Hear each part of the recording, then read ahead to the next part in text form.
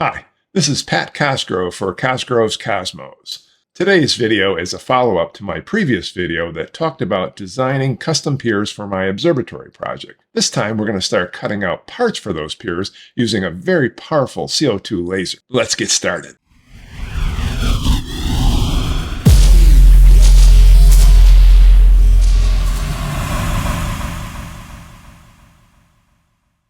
Once we had the design for the piers, we were ready to start the fabrication process. First, we needed to order the steel pipe that we'd be using for the main part of the pier, and we would have these cut to the appropriate length for our design. The next step in the process is to cut the other parts out from plate steel. Once all the parts are available, they can go to the welder for assembly. But how does one cut the other parts out of plate steel? As we look at the design, some parts are made from 1/4-inch plate steel. The other parts, the more heavy-duty parts, are made from 1/2-inch plate. The 1/4-inch plate will be used for the gussets, which act as a support for the bottom of the pier. It'll also be used for the foundation plate that the pier will be sitting on.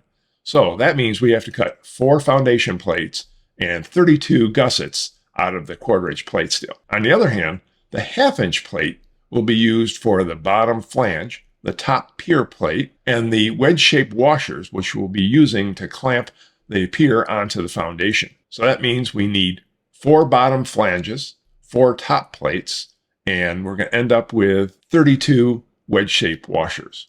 These are laid out onto the computer in a pattern which overlays the plate steel that we have to work with, keeping the parts tightly together so we get the maximum usage out of the plate steel that we have. These plates are then set onto the laser and cut. But first, let's talk about the amazing business which is doing this work. Gary and Rita Villa have been involved with laser cutting for well over 30 years. This started as a way to make a little money on the side. Rita was involved with making very fine dollhouse furniture made to scale. And at some part in the process, they shifted from using a saw to cut these tiny parts to a laser. Soon they're not only cutting parts for themselves, but they're doing work for others. Over time, they acquired more lasers that could cut more materials and developed unique capabilities in this area. Thus began Smidgen's Laser Cutting. Gary and Rita have dramatically grown this business over the years and acquired more and more lasers, which allowed them to cut and etch paper, plastic, wood, acrylic, and metals, all types of metals of all types of thicknesses. You can learn more about them at the URL I have posted below, and I'll have this in the fold so you can click on it directly. At this point, they have a large and growing list of commercial and industrial clients that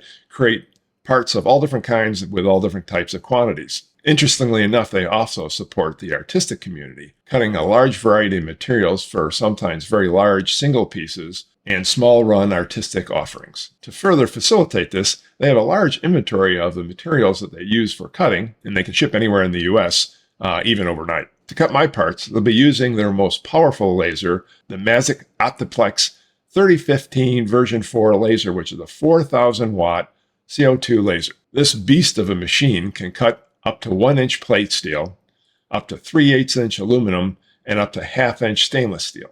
The cutting area is 5 foot by 10 foot and can support very large sheet materials.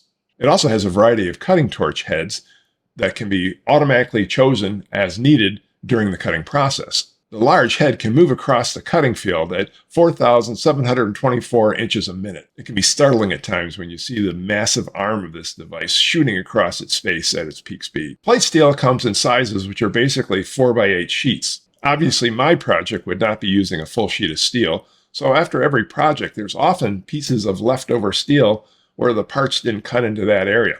So these are all saved, and fortunately for my project, a couple of remnants from the 1/4-inch pile and the 1/2-inch pile were suitable to make all the parts that I needed to have created. Even these small sheets are quite heavy, and you need to use a fork truck to position the plates onto the cutting bed. When I arrived, the 2 sheets of steel were already laid out neatly on the cutting surface. The first sheet was the 1/4-inch plate, and the second sheet was the 1/2-inch thick plate. At the beginning of the process, the machine opens a box at one corner of the field, and an arm comes over and it selects the appropriate cutting head for the job at hand. As we start working with a 1/4-inch plate, the head moves to the very first piece, and the first thing it does is it creates a piercing hole which goes all the way through the metal. Once that hole is done, it begins to trace the shape of the part through the metal, cutting very quickly and leaving very smooth edges. At the end of the cut, it leaves a tiny tab of metal which keeps the piece in place on the sheet.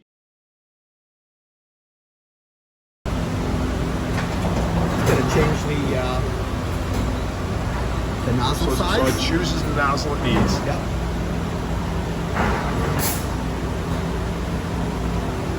Does capacitive sensing.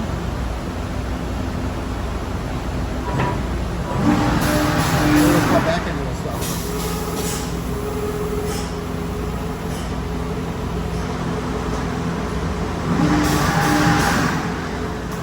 First thing it does is the Piers. Look how fast that's going. Whoa, I thought it'd be a lot slower.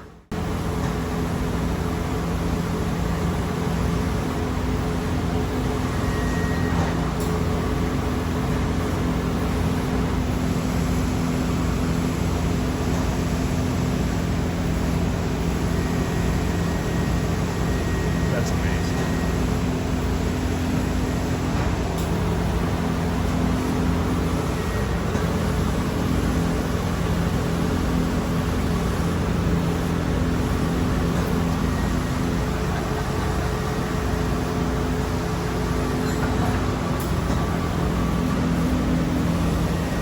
So at first burst, it's just cutting through.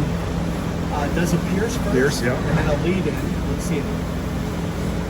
Leads in, and then comes the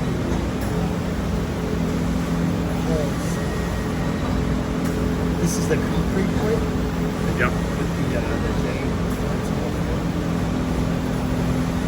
And after the interior, then it does the exterior. Lead in. And then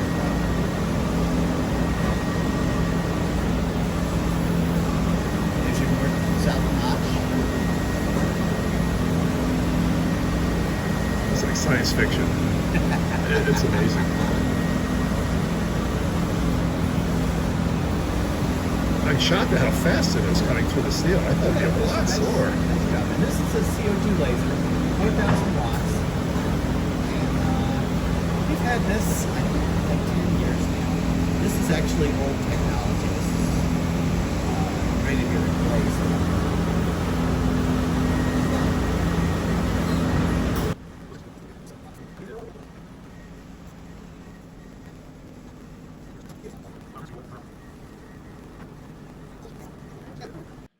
Gary took me back behind the machine, and there's a small window where you can look in and you can see the laser tubes firing. And as you see this video of the tubes firing, you can see them flickering. And that flicker is really a pulsation, which helps the piercing process. Like focus on the screen. Here's essentially how to get results.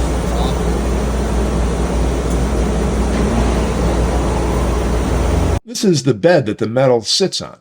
When the laser cuts the metal, it also cuts through the bed. And the textured surface you're seeing there is really the results of both all the cuts that have been made previously and some of the molten metal, which will build up on the support bed and has to be cleaned off periodically. All the scrap pieces that fell through on the cuts can be seen in the catch basin below. Once all the 1/4-inch parts are done, we can now move on to the 1/2-inch plate steel. Now this is a little bit different.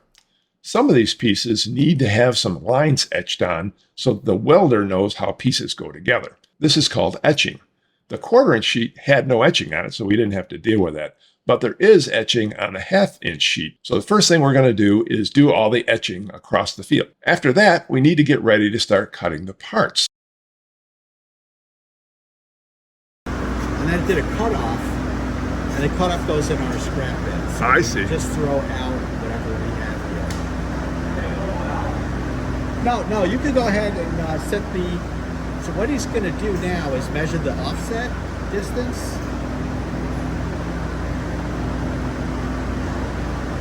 So he'll have the program start at X48. So just step in. So this is your starting point from there. That's your next piece of steel. A little bit.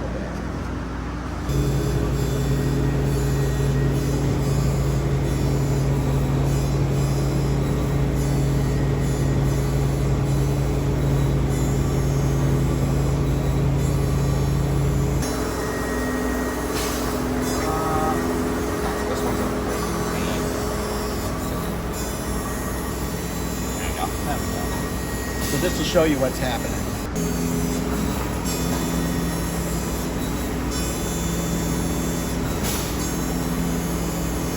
Half-inch plate steel, because it's so much thicker and so much energy is used to getting things starting, does things a little bit differently. Each part will have its own pierce hole started, then the laser will move on to the next piece and do a pierce hole there as well. In fact, it's going to do the pierce holes for all the parts spreading all the way across the sheet. The reason for doing this is for distributing the heat and letting it die down a little bit before we come back to start the main cut. Once all the pierce holes have been done, we go back and we can pick it up where we left off with each pierce hole as a starting point, and each part is then cut.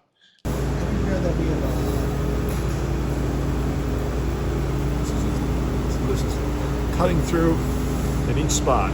All the pierces. And we do this to distribute the heat so that it's not a whole lot of heat in one section.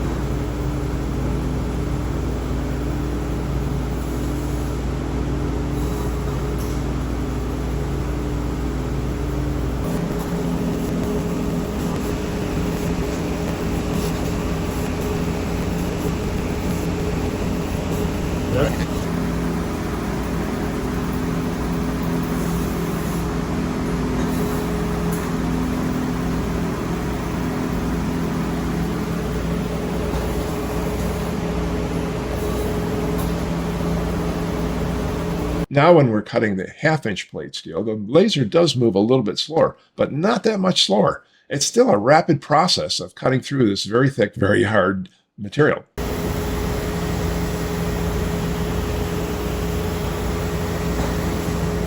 Well, it doesn't seem much slower, given it's twice the thickness.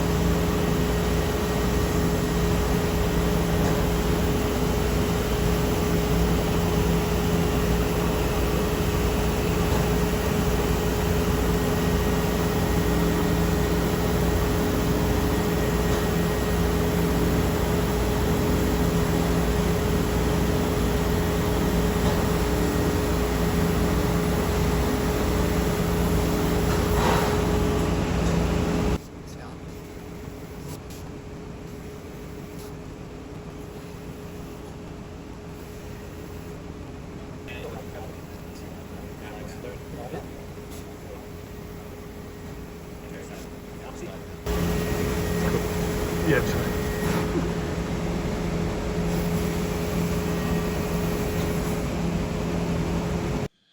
In no time at all the parts were cut and the pieces were moved outside the laser itself. At this point, the steel is still quite hot, so after letting it cool a little bit, we could begin to pull some of the parts and check their fit. It was really important that the bottom flange and the foundation plate lined up perfectly for its holes, and as we checked it, we could see that it did. We could then pick up the other parts and begin to show how they would fit. It looked like it came out fine.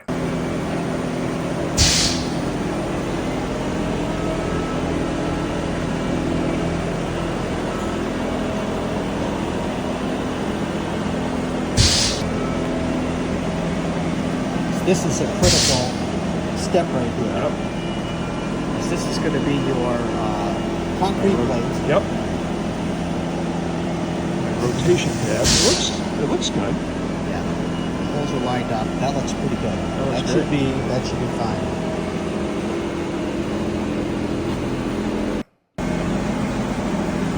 Looks like everything fits.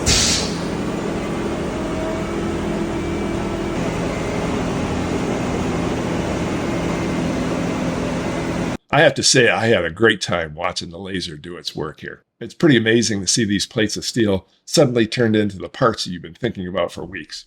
My thanks go out to Rick Albrecht, who was instrumental in helping us create the design and doing the drafting for it. And of course to Gary Villa and Smidgens that did an amazing job of cutting these parts for us. Now the next step is to take these parts and the cut pipe, send them to the welders, and have them come back as assembled piers.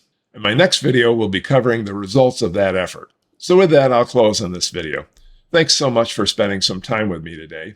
And as always, Your questions and comments are welcome both on this YouTube channel and on my main website page. For Cosgrove's Cosmos, this is Pat Cosgrove signing off, wishing you clear skies and excellent seeing.